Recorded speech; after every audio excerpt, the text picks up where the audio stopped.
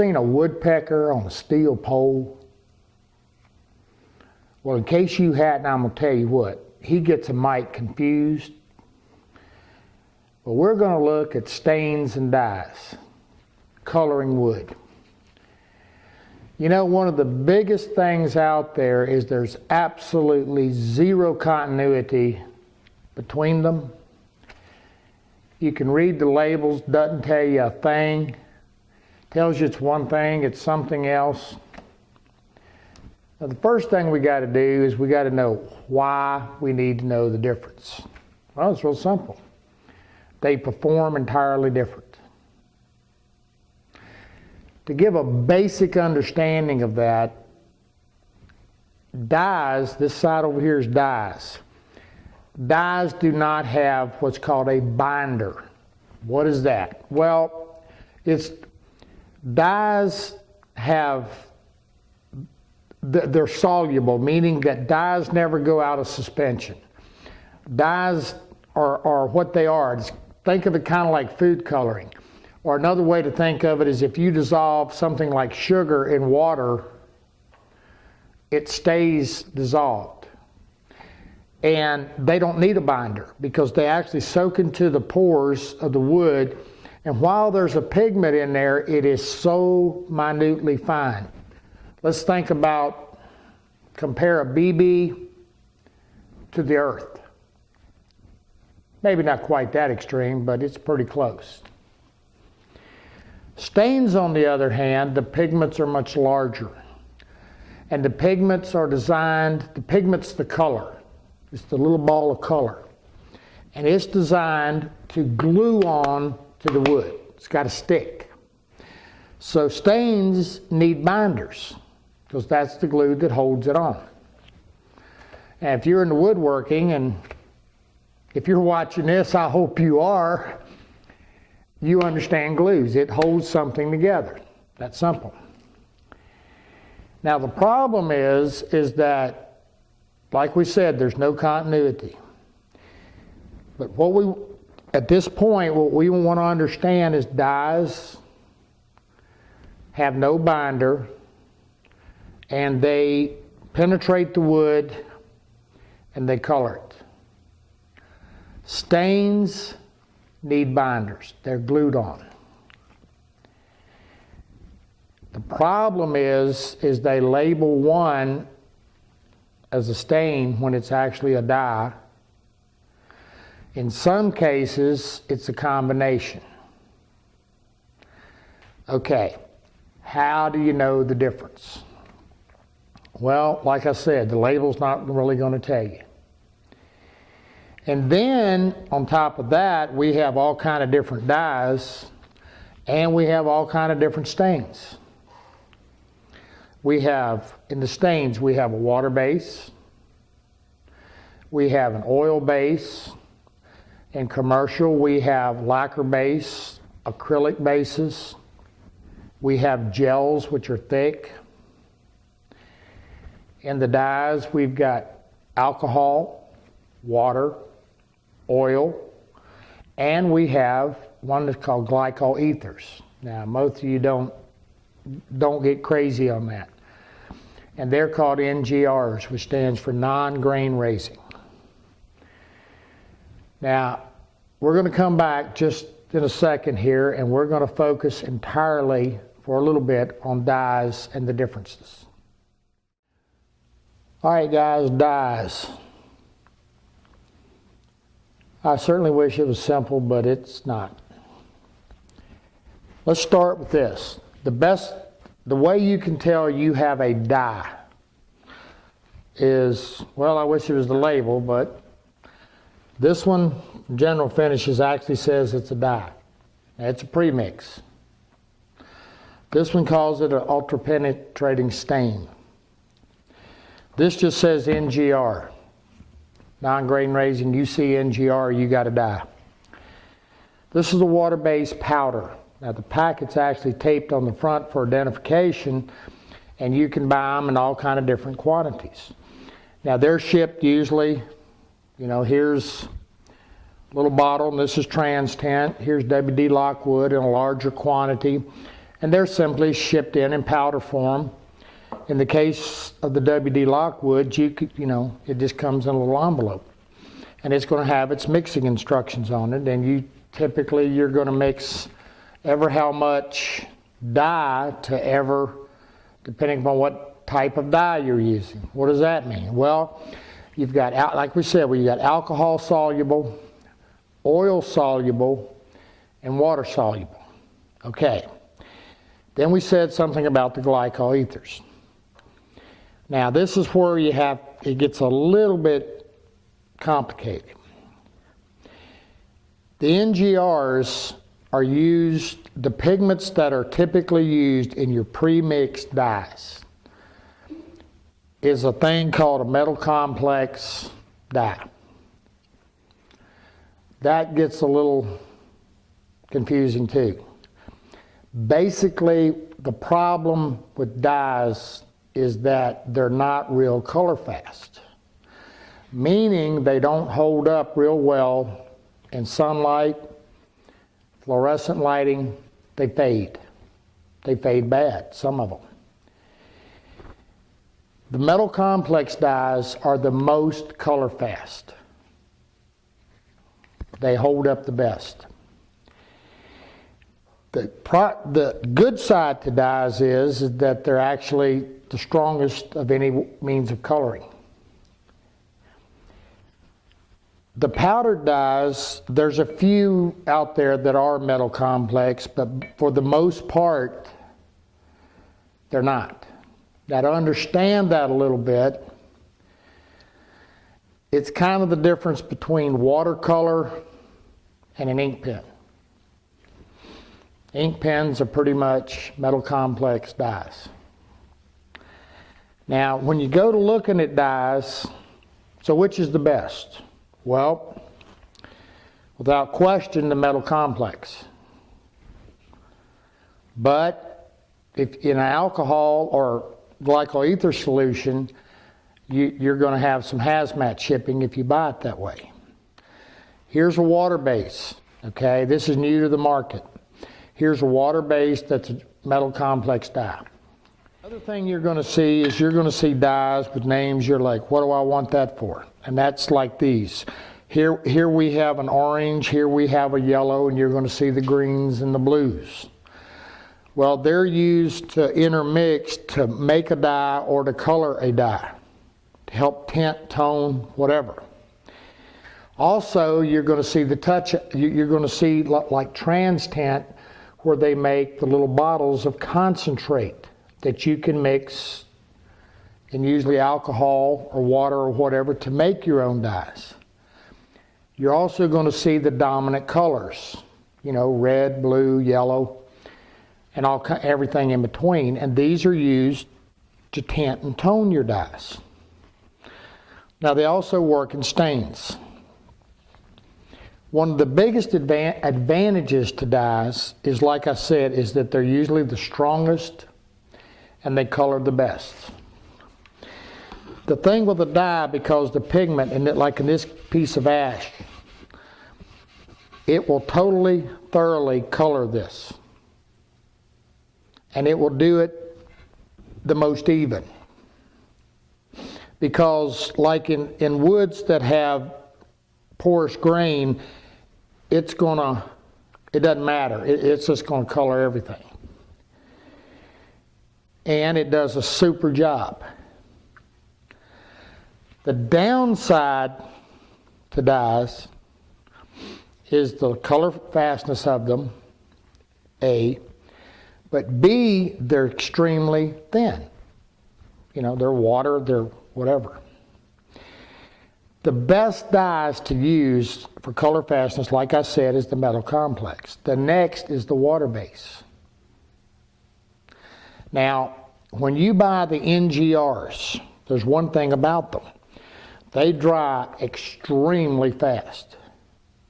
So if you're wiping them, you got to move. You got to move.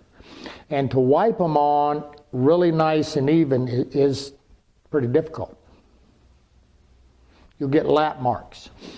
Now, the other thing with the dye is that because it really doesn't have a pigment to speak of, and because it doesn't have that binder thing, you can put as many coats on as you want. But here's something with a dye. If we let this dry and come back and hit it again, we'll come up twice as dark. Stains don't do that. The reason stains don't do that is that binder. Binder's nothing more than a finish. And it seals it. And so the next coat of stain can't penetrate, it can't bite, because the pigments and stains stick to the sand scratches and to the little peaks and valleys that lay in the wood. That's the way they color. Now that's the reason on this piece of oak, this piece of ash that we'll see a little later, we'll see the difference of the way a dye performs and the way a stain performs. I've used these NGR dyes forever, and they do a really, really good job. But I have spray capability. I like the water-based dyes, the powder stuff. They're the cheapest, easiest to obtain, and they're pretty easy to mix. Now, one of the things with mixing them, mix what you need. Keep careful notes so that if you have to come back and duplicate it, you know what you did. And make sure that you measure your powders using a little scale. Don't just, or you can do it any way you want. You know, you can use a half a teaspoon of this and whatever, but keep your formulas. Water bases do not dry as fast as solvent bases. So even if you get a powdered dye you can dissolve in alcohol, it's going to dry pretty fast. The water bases don't. And like we said, the water base is the easiest to control. It's also the most color fast. And in the case of the pre-mixed, where we've got the metal complex, we've got all the advantages. The more I work with the water-based products, the more impressed I get. And that has to do with just the way they behave on wood. If you would have asked me 5 years ago, I would have told you instantly that there's no way you can convince me water and wood mix. I was wrong. It does quite well. Now the other thing with dyes is that when they dry, this isn't too bad, but as they dry ugly. Man, guys, those things will dry so ugly that you're going to look at it and think, oh my word, what have I done? But the minute a top coat comes on it, it comes back to life. All right, that brings up another problem. When you get into some of the just powdered dyes, you got to watch for something. Because in the case of where you use a water-based dye and you put a water-based finish over it, or in some cases, even a solvent-based finish, you will see that it will actually pull the color, it will redissolve the dye and pull it up into the finish. That's something you got to check for. If it does, you may want to consider a thin coat of shellac over top of it to seal it down before you start your finishing process. NGRs, I've never had that happen. And I've never had that happen with this particular brand, WD Lockwood. So that's pretty much a look at dyes and the variations in them. Now we're just going to add to the confusion. And again, what's in a name? Not a flipping thing. How do you know the difference? Remember I showed you in the dyes how when you stick this paddle in, or your stir stick, that there's nothing in the bottom. They stay in suspension. Stains are not that way. Because stains have pigments. Pigments, like I said, think of them as little teeny balls of color. They settle, they'll go to the bottom. And in order for them to work, you have to keep them stirred up. Well, here's a product, probably one of the biggest names in stains out there. And you see it everywhere. And this says this is an oil-based stain. Is it? Put my stick in, and I'm going to scratch it around the bottom. And when I pull it out, I've got, this is just a drip to the bottom where it's running. I have nothing on the bottom, and my stick is colored all the way up. It's not a stain, it's a dye. That ain't what it says. That's what it is. And in a little bit, we're going to see why this is so important. Same product. I go to the bottom.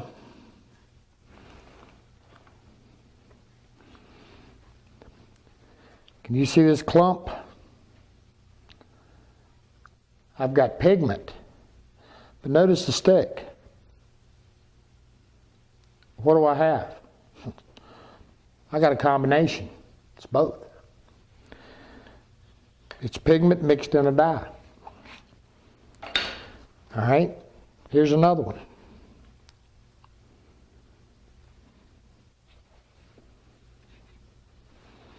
That's about as obvious as it can get. Notice the stick is clear. That's pure pigment. Now these products, for the most part, are linseed oil based. The other thing is that if you notice, particularly in this one, that, well, there's not a whole lot of color down in there. So when you get that color mixed up in there, you've got a pretty weak stain. You know, let's think about that a minute. A stain is some type of finish, in this case oil, and in this case it's got dye pigment that's been dissolved in the oil. In this case it's pure pigment, and depending upon how much pigment's put in it, plus the quality of the pigment, is going to determine how well it works. Now, this is obvious. This is a gel stain. Now, what a gel stain is you've got the finish and thick, and these are, we'll look at how these are used in a little bit. I can even use the same paddle. That's pretty obvious. And it is actually a little bit of a it's predominantly pigment. But they'll add a little bit of dye to it, but not a lot. But it's predominantly pigment. Now, I've got a water-based stain, but in reality, this is a combination, and you're going to see a lot of that. This is a combination, this is a combination dye and pigment. But sort of like the gel stain, this is water-based, sort of like the gel stain, what they did is it's not as thick as the gel stain, but it's certainly not as thin as some of the others. So what they've done is they've got enough binder in it and enough heavy and pigment and whatever that it's going to solve a problem for us. And we'll show you that in a little bit. But it is a stain. And it is water-based. Now, here's one, and it's called a Danish oil. And what is it? Well, if you want to know the truth, it's got the same thing. It's got some dye in it, and it's got some pigment in it. But predominantly, it's an oil base. And so it's actually like this. But there's definitely a difference in pigment value. Then we have glazes, water glazes. Actually, glazes are kind of like gel stains. They're typically thick, either water-based or oil-based stain, and they're used for kind of special effects, which we'll see down the road. And they're quite thick. These are like and this is called a heavy bodied. Heavy body means it's really thick. And then you've got others that are thinner. And we'll see how to use glazes. Glazes are used over a finish to accent and to put down just a little tint of color. And we'll see them used. But that's glazes. That's so you know what they are. Then we've got the squirt bottle stuff. What is this? Well, it's actually just another form of kind of a gel.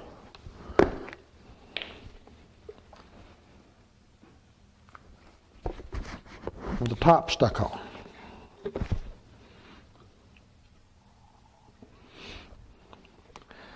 So it's an oiled gel. Exactly what it is. All right. Then you've got stuff out here like this. You've got spray stains, you've got spray wiping stains, and that's what this is called. It's called a wiping stain in a spray can. What's it called? Well, it looks like to me it's a dye and a pigment. I didn't shake it real well so you can see where, but what it's done is you spray it on. It's just an easy transfer method of spraying on and wiping it. Now here's the other thing. We've got an oil base, which is a linseed. The commercial grades here, this one, for example, can be used. This is made by Pure Industries. It's a water base, and it can be used in their top coats to create a tint, add color to it. This one cannot. It's an oil.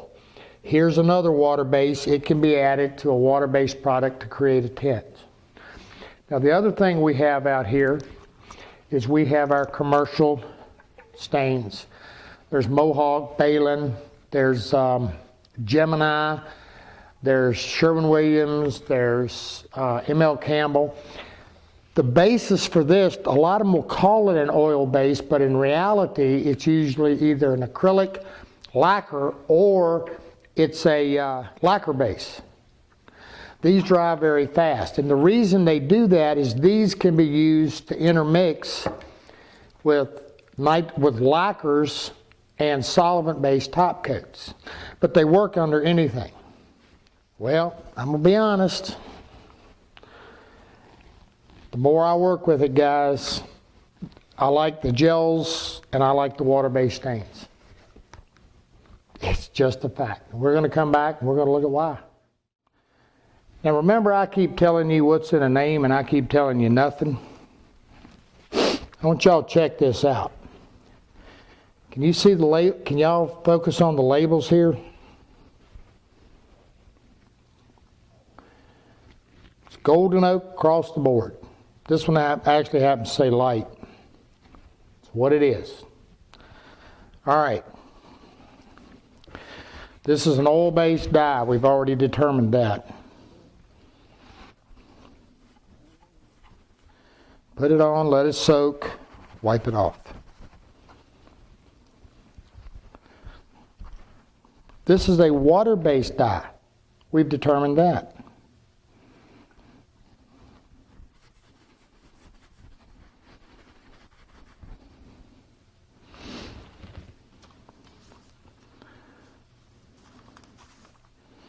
Just so there's no confusion, I got a clean spot.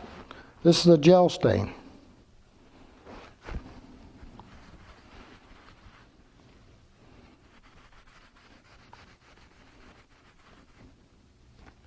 Okay.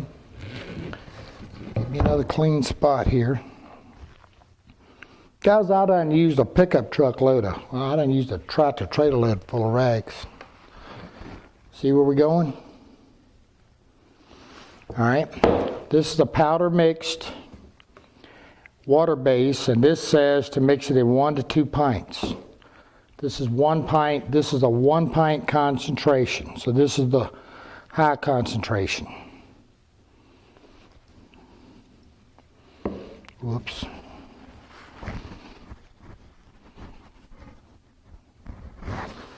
Here it is, I put it in 2 pints.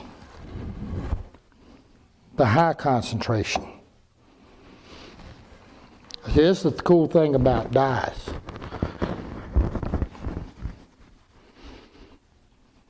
Is depending on, you know, dilution in dyes can have an immense effect on color. Moving on down, here's an NGR pre-mixed.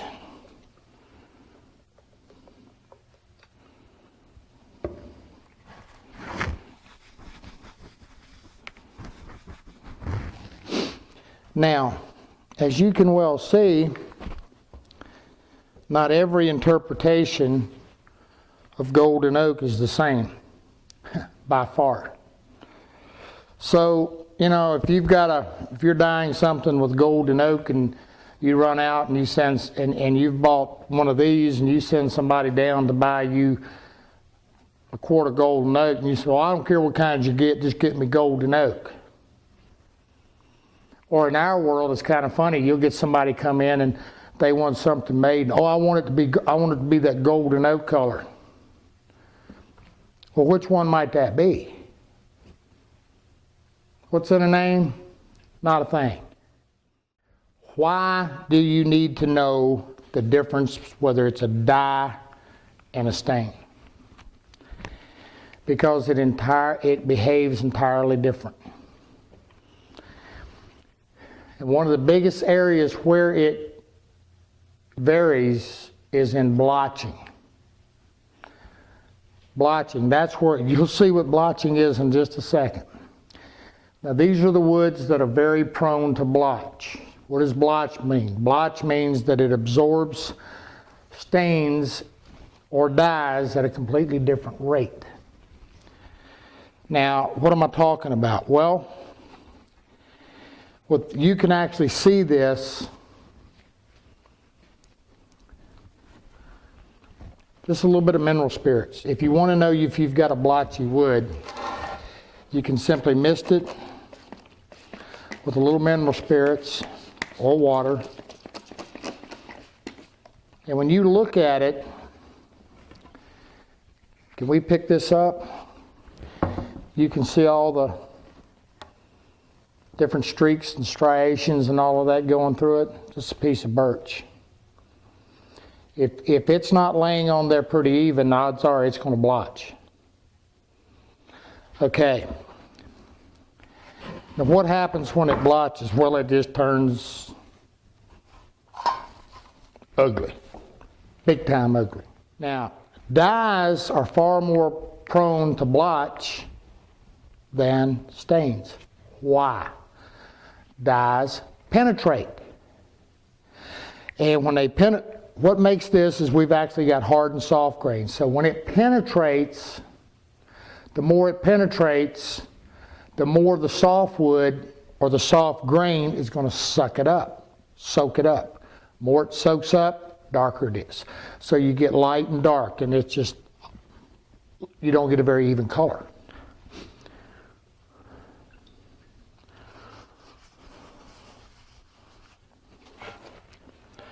Blotching.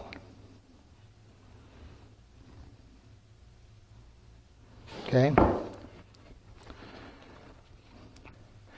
Now that's an oil base. Now here is one thing I will tell you. Water bases, and these are the ones that tell you they soak in the wood and all of that. Okay. Here's the water-based dye. Water-bases dyes don't seem to be as bad. They will still blotch, believe me.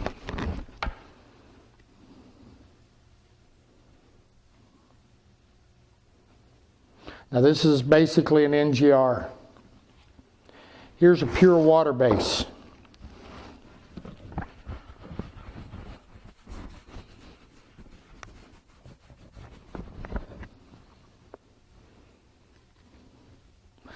And the NGR, this is going to do exactly the same thing. Well, what I'm telling you is that dyes, while they color extremely well, that might be a good thing and that might be a bad thing. Because if you slop this stuff on here, you can just create a natural mess on woods that are prone to blotch. And we're going to have to look at a way to control that. Now, let's look at something else. This happens to be one of those gel stains. Now, I'm going to tell you up front, gel stains are probably, because they're thick, okay, you got to watch for gloops and globs and corners and things. And kind of tend to be a little bit messy. That's the reason these are real popular, because you just kind of put it on and forget about it. It's very thin, easy to put on, easy to wipe off. But gel stains are not complicated. But there's one property that they have. Because they're pretty much a topical thing, meaning they go on the top, they do something better than any other stain out there. And that is, they virtually do not blotch at all. Now this is a piece of birch that's figured, so it's, you know, we've chose that to really emphasize. But it will go on and color quite nicely and a whole lot more even. Now you noticed how I told you dyes can really get to looking ugly when they dry? Check them out. Boy, they can. All right, I had to go get some more rags. This is the same board we were just playing with. And this is the back side of it where I sprayed that little bit of mineral spirits on. You can tell that's going to be a blotcher, man, because you can still see the mineral spirits hanging in the soft grain. Now this is a water-based stain, and this is the one I showed you that's a little thick. But it's a stain. And actually it's a stain dye combination, but it's made heavy, so it'll lay on the surface more so. Now like I said, there's a difference in splotching and accenting some grain. Now this behaves just about as close to any gel stain I've ever seen. And it colors beautifully. Now here's the thing with the water bases. They don't contain a tremendous amount of finish. They contain enough, okay, to bond to the wood. But I can let this dry and come back over top of it. Now, unlike the dye where I'm going to get a double dip, this will actually darken somewhat. A pretty good bit actually. And the reason for it is, and particularly under pretty much, and it's under any finish, it's compatible. Now, the cool thing about them is that they color so well. And even little adverse, pieces of wood where colors are a little different or whatever in the wood, which will affect your color, these things color pretty good. Now here's something you do not want to do. And I see a lot of guys do it, and I see a lot of guys talk about it. And that is to spray, to spray a stain on and leave it. Don't wipe it back. And down a little later in this, we'll look at that. You need to tone it. You need to have a barrier coat. Because what you're doing is you're laying pigments down that don't really have enough binder in them to form a finish. And when you put a finish over top of it, it's not really getting down to the wood to where it can bind good. You can create adhesion issues doing that. These finishes are designed to be put on and wiped back. Now one other thing, oil bases. These oil bases, if you use it on oaks or any porous wood, you put it on, it soaks in. After a little while, a lot of times you'll see it bleed back up. And you'll see these little globs all over the color. You got to keep them off. And that's because on the porous woods, particularly like red oak, they'll soak down in the little pockets inside there because the stuff doesn't dry very well. It just keeps soaking and it'll collect in these pockets. Those pockets get full and it starts coming back up. If you run into that, probably the best thing to do is give it a light scuff or wipe it down with some mineral spirits or naphtha. Now Now this right here is, in the time we've talked, is just about dry. They dry fast, so learn to move quick and do a section at a time. And even though this is a little damp, you can see what I'm getting. Now one other nice thing I find with the water-based stains is that when I put a top coat on them, the clarity of it, you know, most pigment stains, because it's pigment being glued to the surface, can kind of muddy your grain a little bit. In other words, it'll hide it. It's kind of almost like a thin paint, if you will. The water bases, there's just not a whole lot of that going on. It does a little bit, but not enough you're going to see. But it sure colors nicely. The other thing with it is that it's extremely friendly. You know, and because it dries good and dry, and it doesn't have all these gooey oils and whatever cases in it, it's real easy to work. Here's a piece of white pine, because I don't want to confuse you here. I'm going to tell you up front, not all oil bases are made the same. Again, it has to do how much pigment's in it and how well it's formulated in the pigment. This is an oil base, no question. But you can certainly notice the amount of pigment that's in this.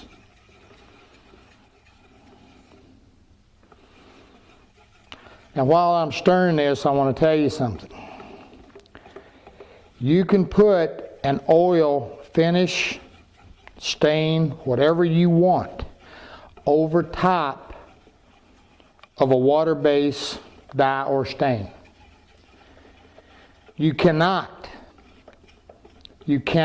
put a water base anything over an oil. So don't try. All right, oil-based stain, pine. Now I realize this is a different color.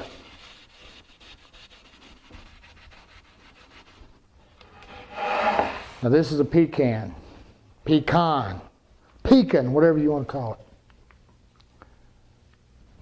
Now they say this one's a golden one, so it's probably a little lighter.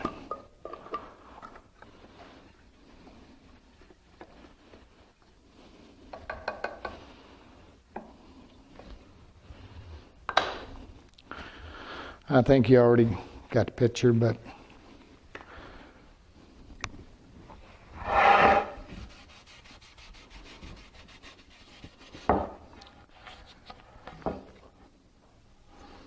mineral spirits. That's what it is, natural.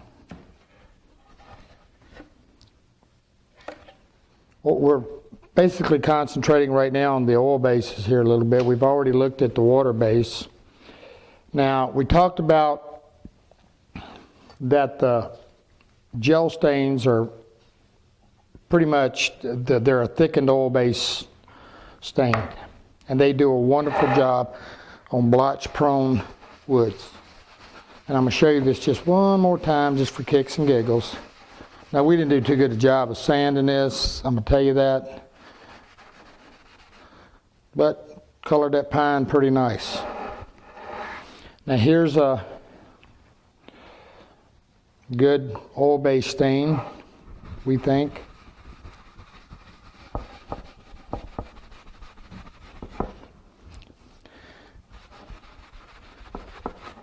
And see, it's a little thicker. It's kind of a thick base too, and it did a beautiful job on it. Now here's the funny part. I know it's kind of nasty. Sorry about that. It's called warm cherry. What's in the name? Nothing. Okay. And I'm showing you that there's a huge difference in the quality of stains. Okay, and that your higher end commercial stains, why you're spending more money for them. That's what I'm showing you. This is an ML Campbell. This is actually kind of an oil, or it's a lacquer based stain. And you see just how intensely and how quick it will stain.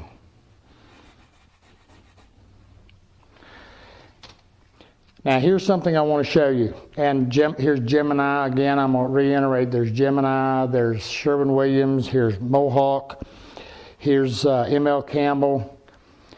I know a lot of guys that use the Varathane products. They say they do extremely well. There's no way we can test all of the products. What we're trying to get across to you is when you go looking for a stain or a dye, you got to look at the charts, get a color that's as close as you can pick to what you want, and you're going to have to play with it. There is no magic formulas. I wish there were. It's not complicated once you sort through what works and what don't. Dyes and stains, guys, it's a complicated process. Hope we simplified it a little bit. And what we want to do is give you a background so that when we get into the other stuff, you understand what we're doing. All right, we're ready to look at application of stains and dyes. Now there's all kinds of ways you can do this. But one of the first things we got to look at is what are we looking for? What differentiates when you do what? Well, it's quite simple. It has to do with how quick or how slow something dries. Here's a chart. The slowest drying is oils, then gels, water-based dyes, lacquer-based dyes, stains, water-based stains, alcohol-based dyes, and NGRs. In front of me is oil. Now, we've already determined that a lot of oil-based stains are actually dyes. And we're pretty much talking about them as well as these. Oil, period. Oil is the slowest drying of them all. It's also the weakest. Now, let me explain that just a little bit more. There's a tremendous, remember we talked about how oils stain and seal, kind of the way they're viewed.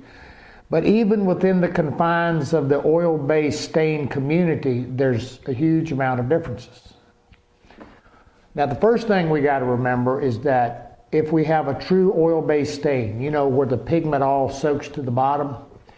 Now, I want you, just in setting this up to film, I want you to notice this stir stick and how the oil has just soaked all the way up. Now, what I want to show you here is that you've got to stir this stuff. And you have to keep it stirred. If you don't, then you're going to get, your colors are going to get off. And you just, now here's one. Now this is called an oil-based stain. I will tell you now, in reality, your commercial oil-based stains are actually more of a lacquer base, and they're formulated so that they can actually be added to lacquer top coats in order to make toners. In other words, they can mix this color into their finish to give them a sprayed toner or a glaze, if you will, over top. Now, you're going to find these typically have a lot more pigment to them. And they dry, this product right here will dry within an hour, 30 minutes to an hour. This product right here, at least overnight, minimum, if not more. Now here's a gel. A gel is an oil base. Now, because the pigment in it is suspended in a gel, stirring it's a good idea just to make sure everything's mixed, but you're not going to have this, it's not going to settle out on you. Now, this is a Danish oil. And what is it? It's an oil, but it's actually, typically they use it's actually an oil dye. Okay? And it's used kind of as a colorant and top coat altogether. You will see a little bit of settling in it, but not much. Then here's this one. Now this is an oil-based pigment. It's like a dye, but it's actually pigment. But you're not going to see a whole lot of settling out in these. That simply has to do with how fine the pigment is, and the pigment's not so thick and heavy that it settles. They stay in solution pretty well. But again, stirring it, you've got to do it. That's just a given. Don't even think about that, or you're going to get a lot of discoloration. Now, with that said, when you get into these, now like this where I've got a lot of pigment, here's a neat little thing we do. We'll take an old paintbrush and just cut it off, glue it to a paddle so we can get all the way around the edges, and it helps to break it up and stir it up well. Application of these. One of the biggest attractions to oil-based stains is their ease of application. It just doesn't get any easier. They typically dry slower. Now, like I told you, that one right there is actually, it's going to dry pretty snappy on you. It's going to do a pretty good job getting it. And here's the reason for the commercial stains drying so fast is, again, you know, these things are used in high-end production, and, you know, the stuff you go in a furniture store and see and those kind of things, and like we've talked about, where you know, those guys will use some of the ugliest wood you ever saw in your life, but their finishing techniques allow them to get beautiful finishes on it. And being able to tint and tone with the actual stain and have a stain that goes, those guys don't have 24 hours or 2 days to wait on the stain to dry. I don't either. Like I said, oil bases are these are just about as simple as it gets. You know, you put it on, you know, you get it wet with it, let it soak a minute, you wipe it off. That's it. Now, that said, to say that, I mean, it doesn't get any harder. You can apply it with a brush, a cheap brush, a pad, a rag, anything. But as we've talked, it's oil, it's flammable, and it's one of the worst products out there for spontaneous combustion. Taking rags that are soaked in oil and throwing them in a pile, it has burnt down more shops than anything I know of. When you use an oil-based product of any kind, you always want to take these rags and you want to lay them out somewhere that they can get as much air as possible. It's a good idea to, you know, dip them in some water and lay them out and let them dry thoroughly. They are the most dangerous thing you've ever dealt with in your shop. Now, the gel stains, which are oils, they are a little different. They're a thick, heavier consistency.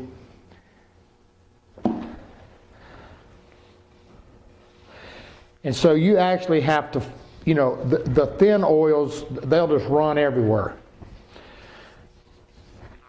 But the gel stains being much heavier consistency, you physically have to work them in.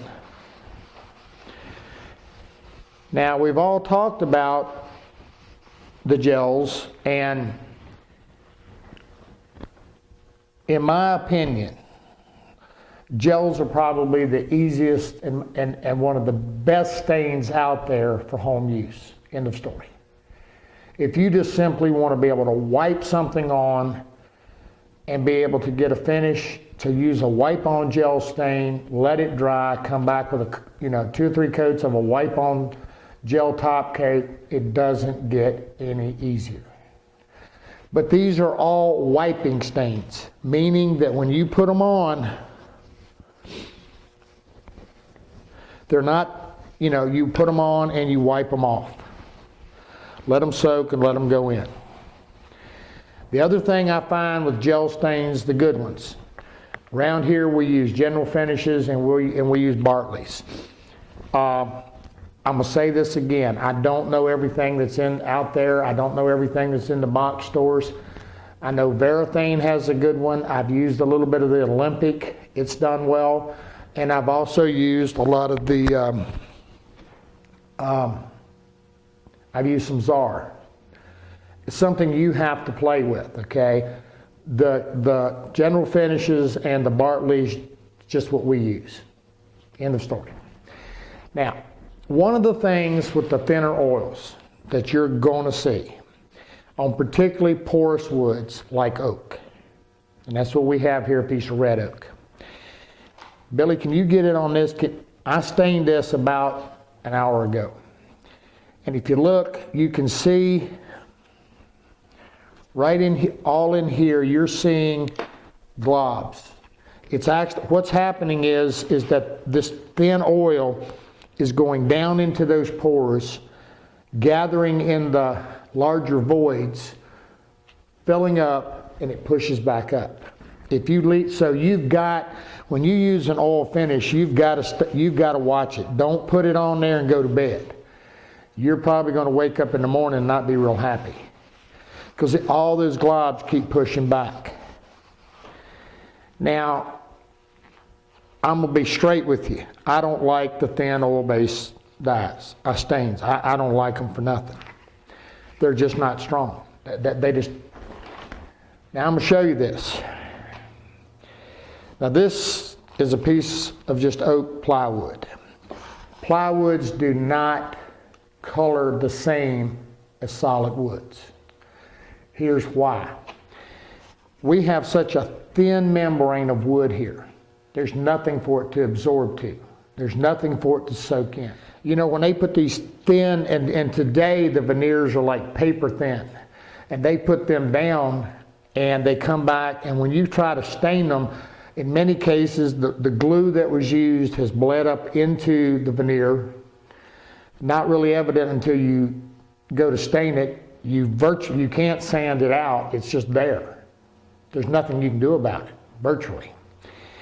And because it's so thin, when you put a stain on it, it goes in and it just has nowhere to go. And it will do this. It's going to see, it's still pushing back.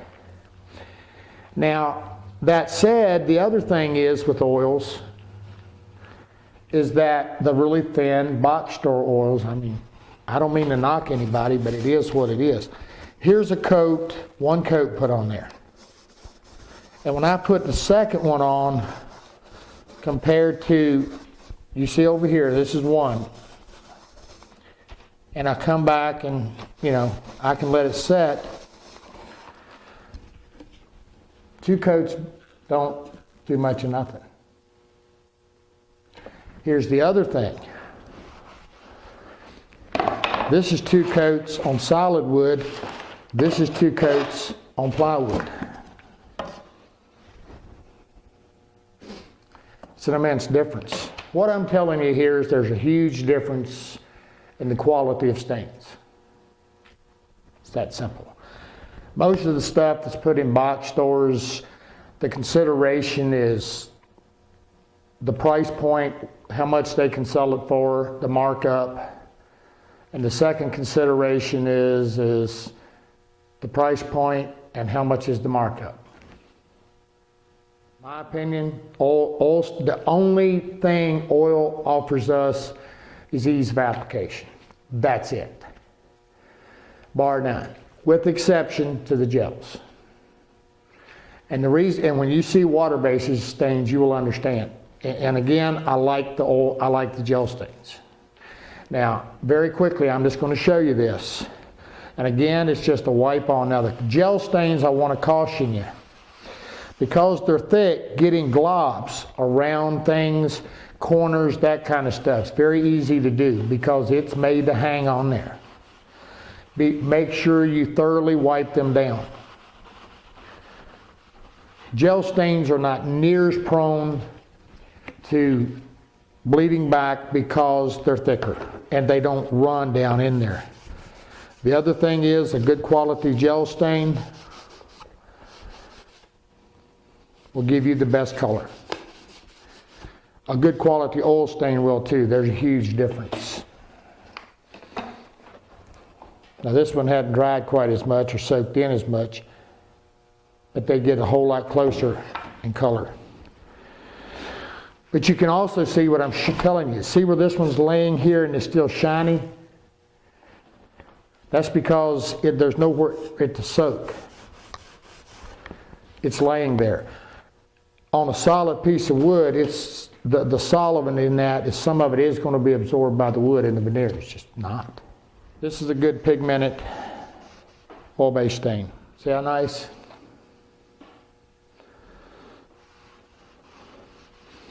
So in anything that you're doing, look for the quality. All right, water-based stains. I'm gonna tell you up front, I like them. I like them a lot. Just that simple. You know, water-based stains, we've had them forever. You might not have known it, but we have.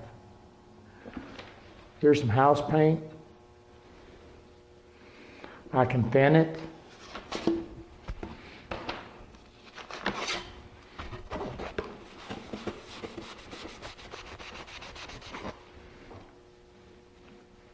You can do the same thing with an oil-based paint. Find a color you want, have them mix it. Water's thin with water. Oil-based usually is thin with mineral spirits. That's slower. Or you can also use naphtha. Water-based stains. Exactly what it is. No more, no less. But yeah, there's a difference in quality in them too. I'm sorry. But here's what I find with water-based. You know, we all know about the environment. You know, it's non-flammable. You don't have a bunch of VOCs. What's VOCs? Volume of organic contaminants. What is that? Well, it's how much nasty stuff's in it. And then you're going to see stuff that talks about HAPs. That's hazardous air pollutants.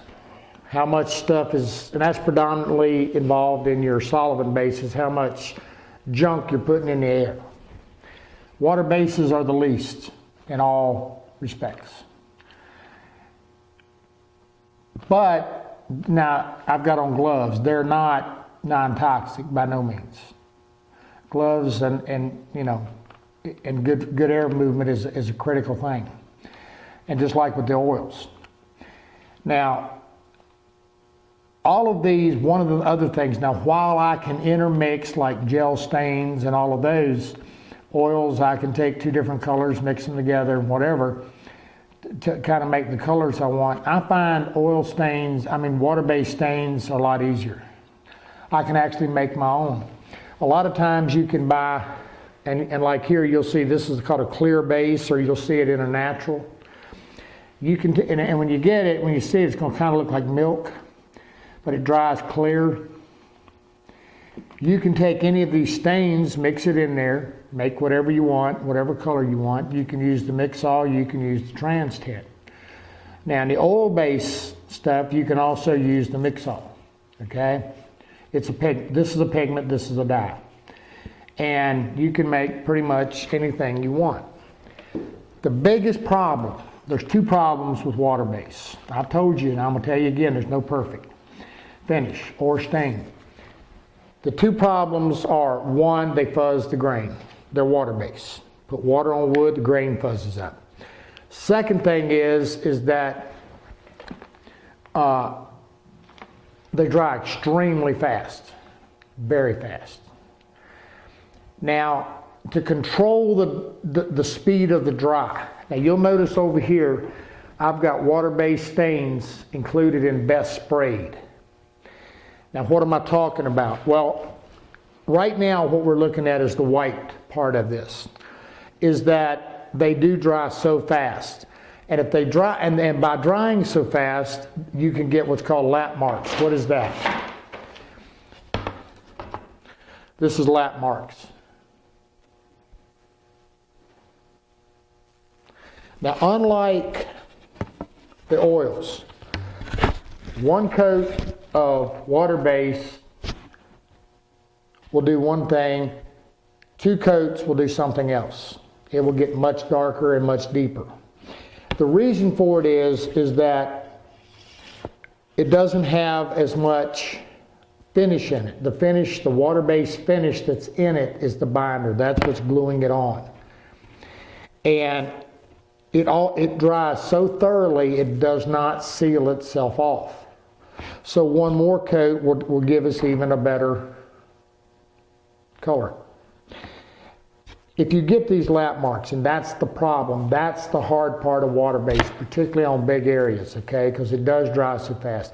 Much like dyes, is that, you know, you're wiping it, and next thing you know, you're trying to do this and do that, you know, and you're trying to turn a corner.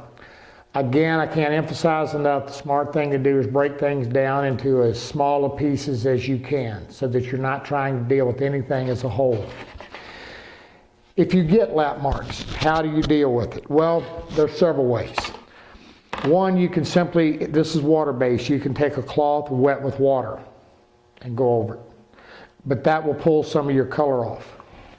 And even though I didn't bring any water over here, I'm going to use a little bit of this finish because it's a water-based, just to kind of show you how to blend things out a little. But by doing that, you're also going to be removing some color.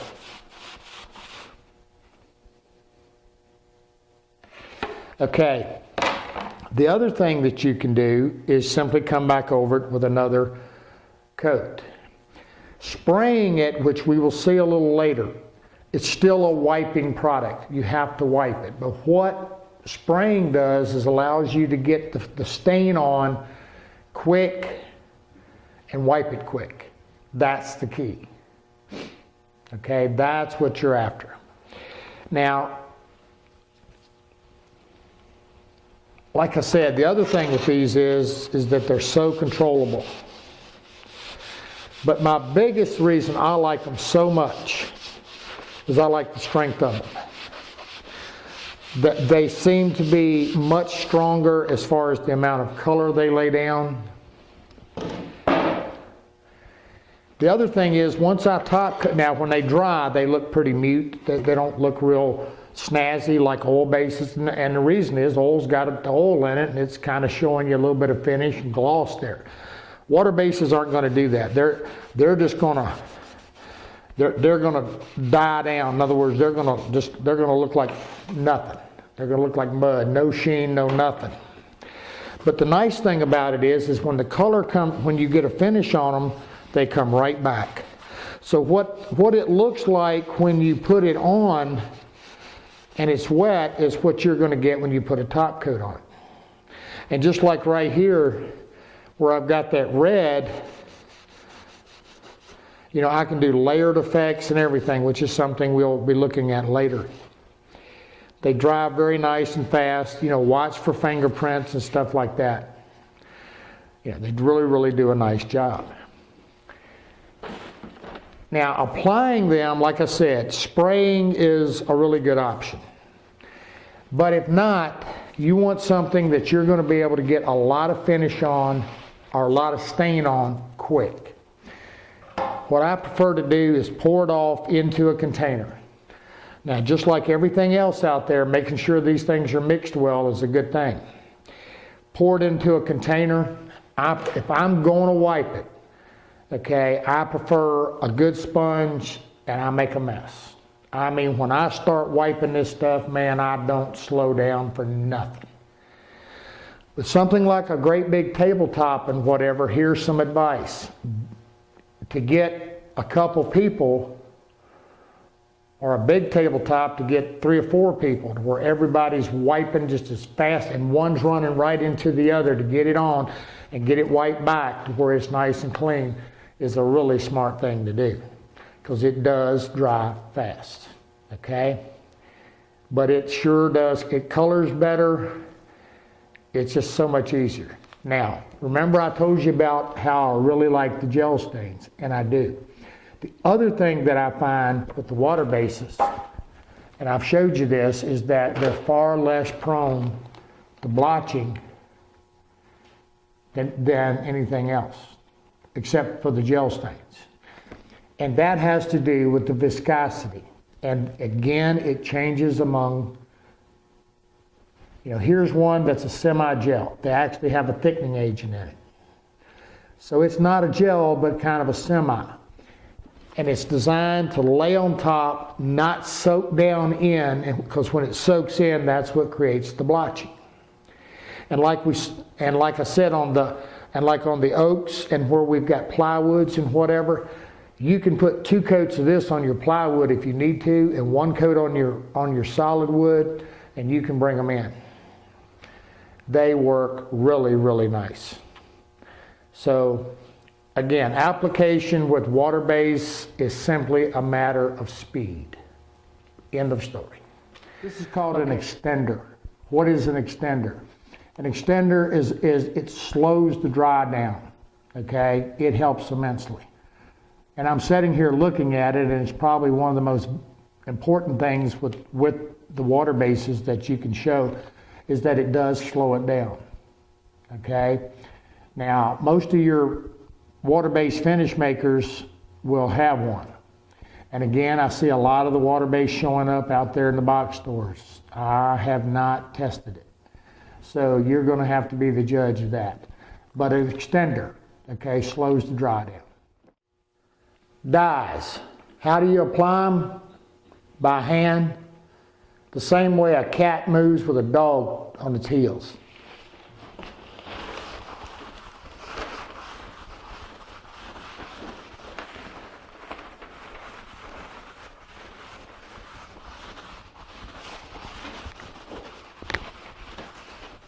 Now this is an NGR, non-grain raising. We talked about that. If you play, you just lost the battle. End of story. Okay, but man, they do a nice job. All right, what did I just do? I've got one of those sponges. Just a regular household sponge a lot of times will work. But on an NGR and alcohol, they're made different too, so be careful because sometimes it'll just dissolve them. Brushes on dyes do not work. They're too thin. Here's the problem with the dye. Okay, you get a drip and you try to wipe it. Now, this is the back side of plywood. Instantly, you've got 2 coats. Now, when you're doing dyes, to have a little piece of sandpaper around in case that happens, or something that you can sand that out very quickly, is a good thing. NGR dyes, point blank simple, are designed to be sprayed. No other way around it. Alcohol base, even if you buy the powder and you mix alcohol, we all know how fast alcohol evaporates. It's quick. So you don't have that mess around and play with time. It doesn't exist.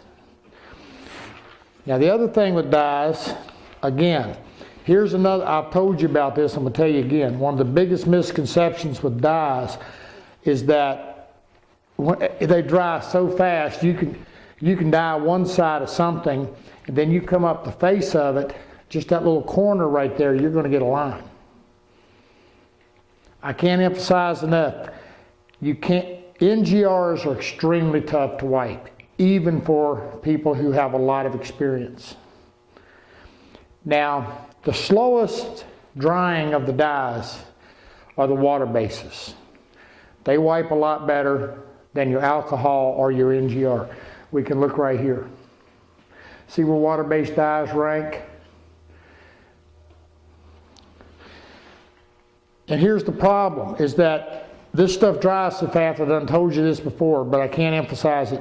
What you see when that dye is wet, which is just for a small amount of time, is what it's going to look like when you put a top coat on it. But see, even letting it dry just a little while. Now, how do you handle dyes? Here's the biggest thing. Direction doesn't make a flip as long as it's consistent. The only way to handle a dye that I have ever found is simply put saturation.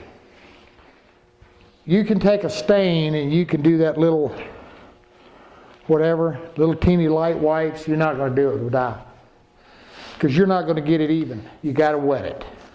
Get everything wet. Now, NGRs. We told you you can thin them with water, but if you do, then they convert to a grain raising formula. The best way to thin them is with some alcohol, denatured alcohol.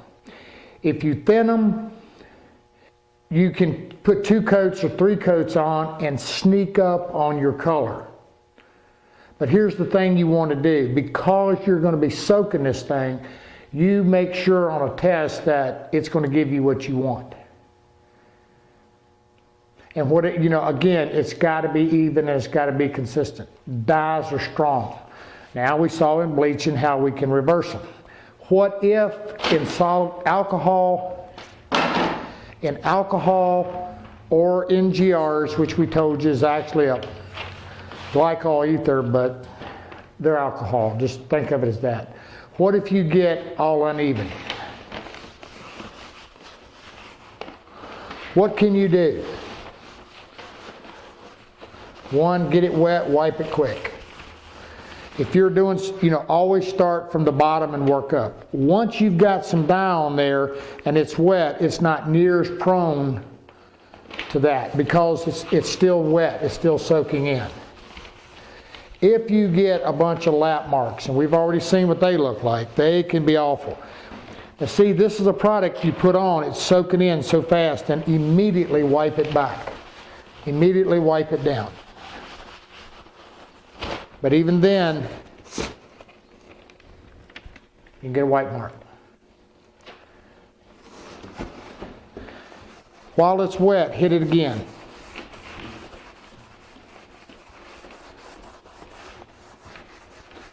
I try to get it as wet, everything wet as quick as I can at one time.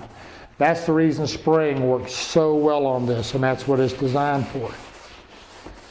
If I get a lot of white mark, alcohol and NGR, I can take alcohol and wipe it. It's going to remove a lot of it. A better alternative is a little lacquer thinner.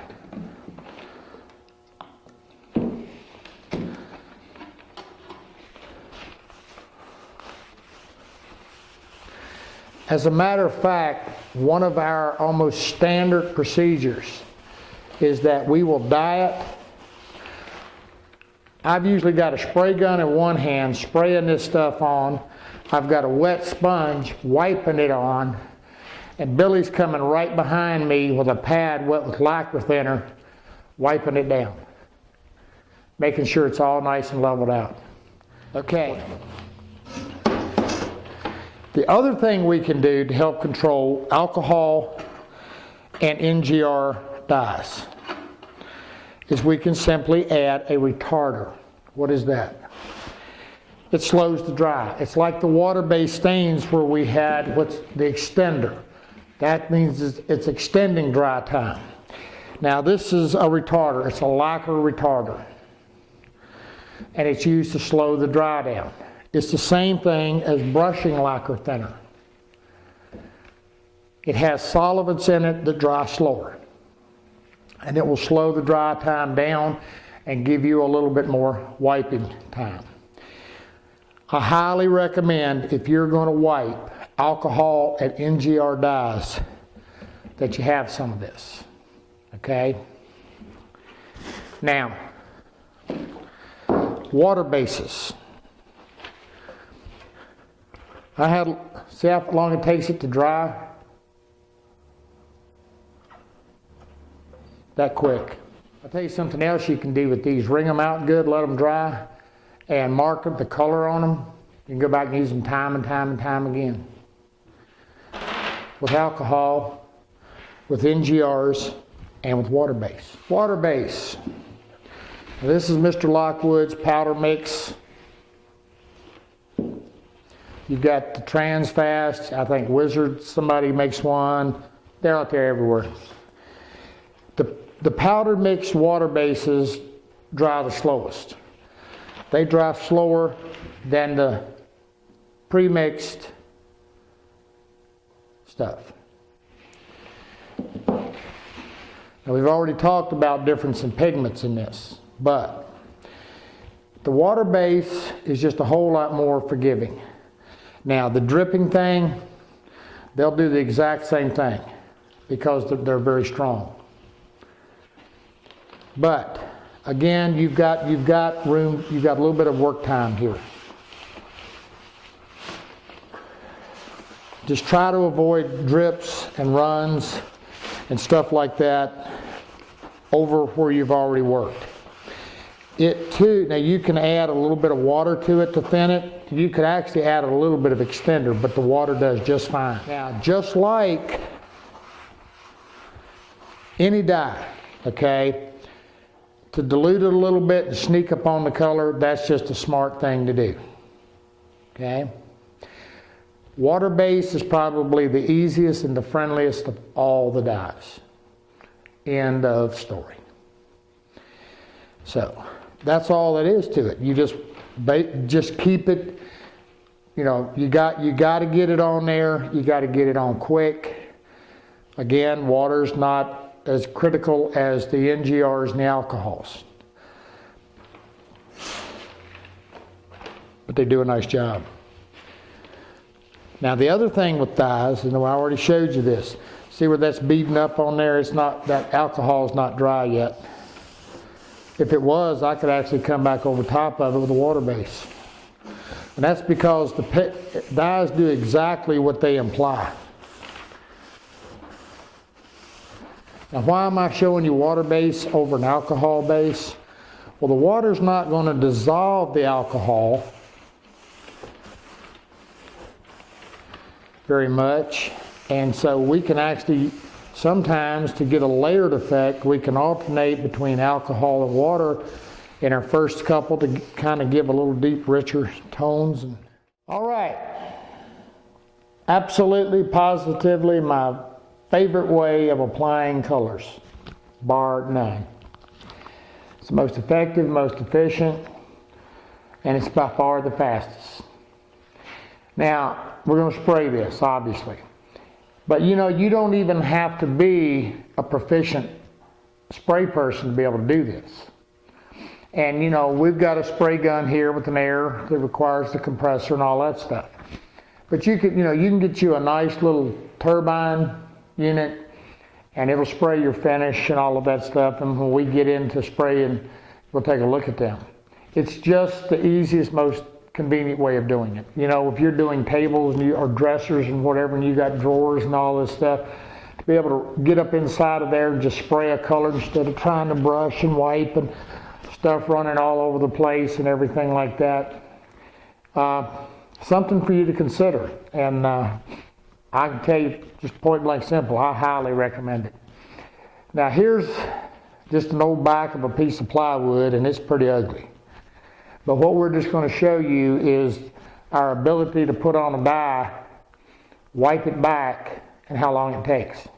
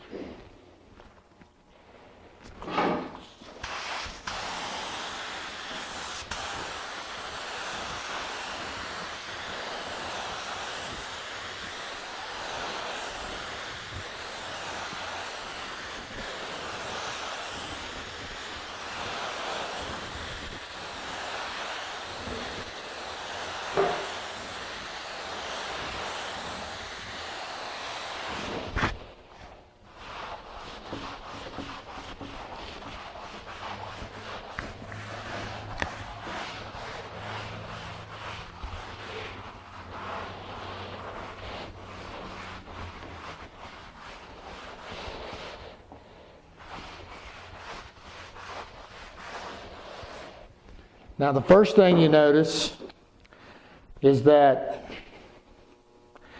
I got a relatively even color, and the blotching and the nasty and all this is just the nastiest piece plywood you ever saw in your life. But I'm able to put it on quite evenly. And in areas that are prone to blotching, softer grains, which we've seen, wiping forces the color into the wood.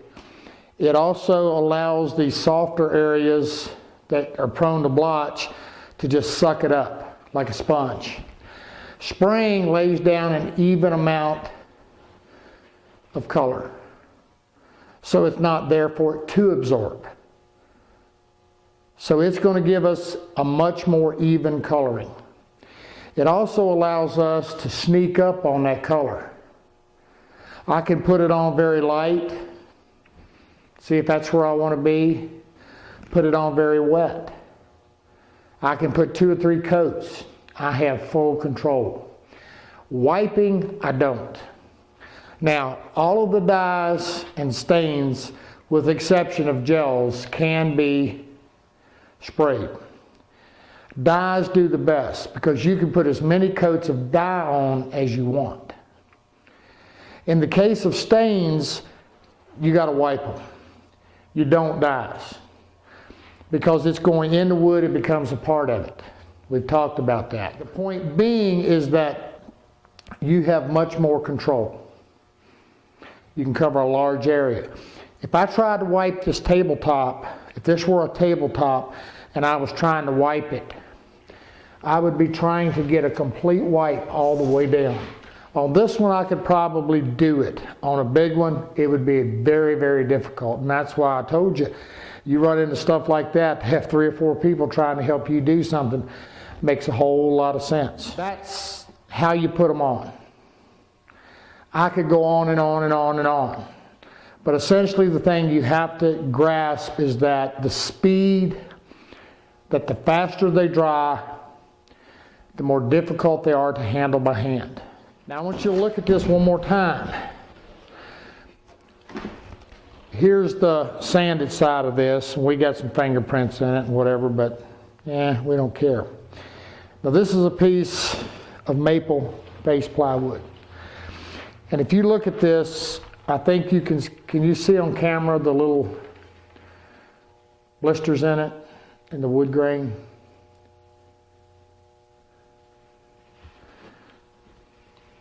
There's a lot of little stars or blisters, whatever you want to call it, in here. And this is maple. It's one of the worst prone to blotch. Now I'm going to show you this. Now I've got an NGR and I've got the exact same one in the gun. I'm going to wipe a little bit of this to show you what your result is. Again, I've told you, the thinner it is, the more prone to blotching it is. Is this going to blotch? Yep, it's going to blotch. Now, see, this is just very difficult to get on super even. And I could probably do it on this top. But as this dries, you're going to see it blotch and everything else all through it. And this isn't bad at all. And being a plywood, being a thin veneer, it's far less prone to blotching than a solid piece of wood would be. We talked about that. But in a sprayed environment, I have much more control. Again.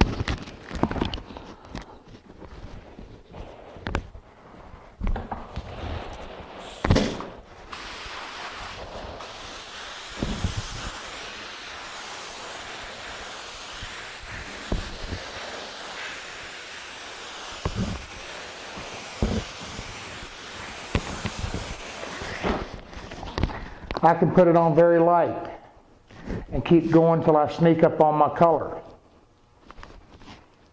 I can't do that in a wiped environment.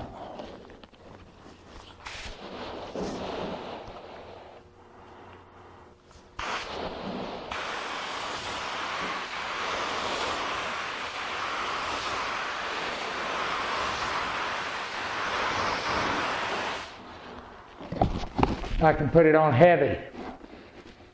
Leave it to dry. And what am I going to get? If you look over here at the white, this is drying down. If you look over here at the white, you can see the splotching. Over here, now what you're going to be seeing is actually the variations in dry. But I've got a whole lot more even, coloration. Up here, I could just keep lightly, we call it dusting.